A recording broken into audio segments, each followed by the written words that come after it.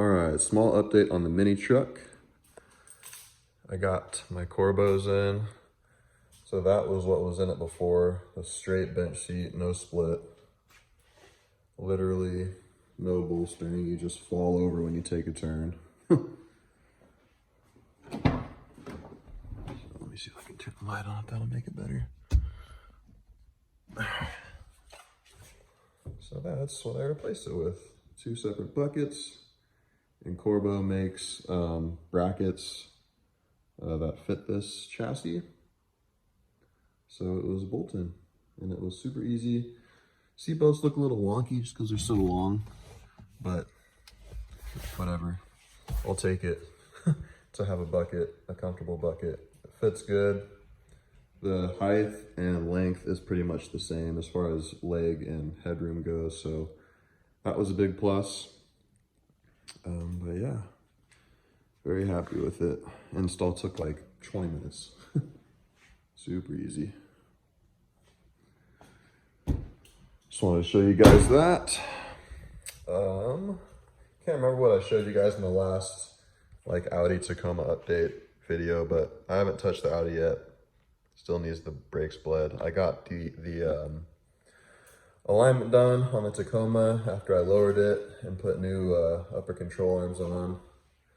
I'm going to add a couple shims and bring some more negative camber to the front, just because when I had Les Schwab align it, they just aligned it to 0 degrees camber, and these need to be cambered in. It just doesn't look right, and it doesn't handle the way it used to, and it had like, it was probably at -1.5 degrees of camber, so put a couple shims in there. The only thing, or one of the things I don't like about the 2-wheel drive Tacomas, I don't know if it's a 5 or 6 lug thing. It's probably a 5 lug thing, but the alignment is done via shims. It doesn't have like a cam bolt on the control arm that you turn that has degrees like stamped into it. It's literally, you go into the hood, unbolt the bolts that are holding the upper control arm on, and add shims to pull the upper control arm in or push it out. And that's how you do the alignment. So it's kind of annoying, but at least Schwab got it even. And so now I'll just have to add and subtract as I want, just make sure I keep the sides even with the shims I add. So yeah, that's where we're at right now.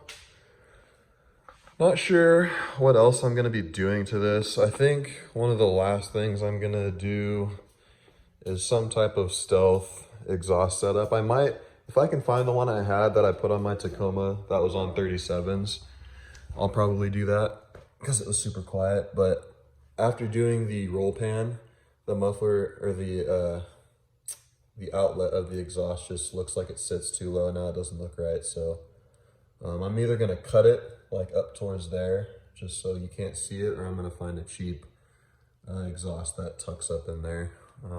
Either way, yeah. But this is pretty much how I wanted it.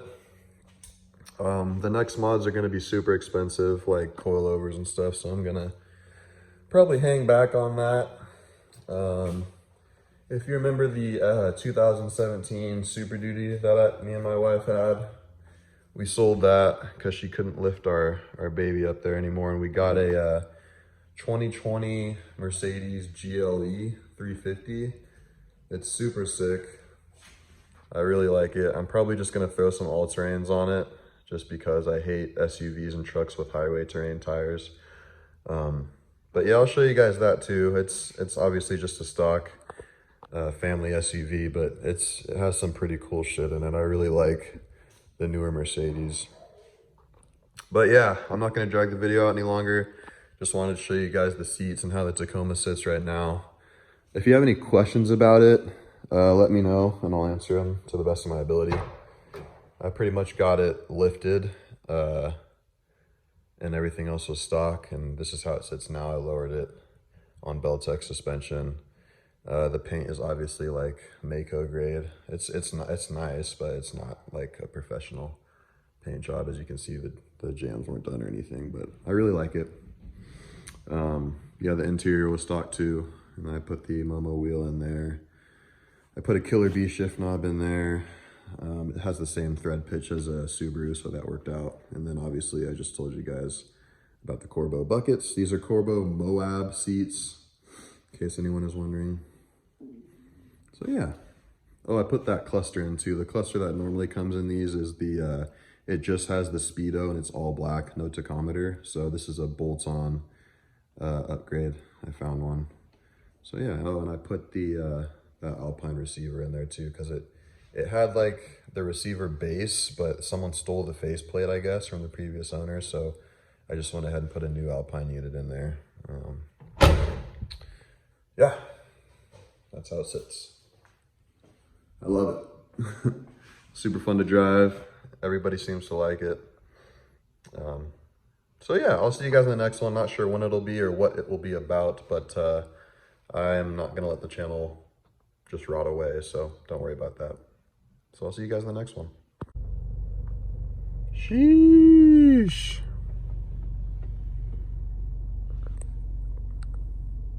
I don't even need a house. I'm just gonna live in here.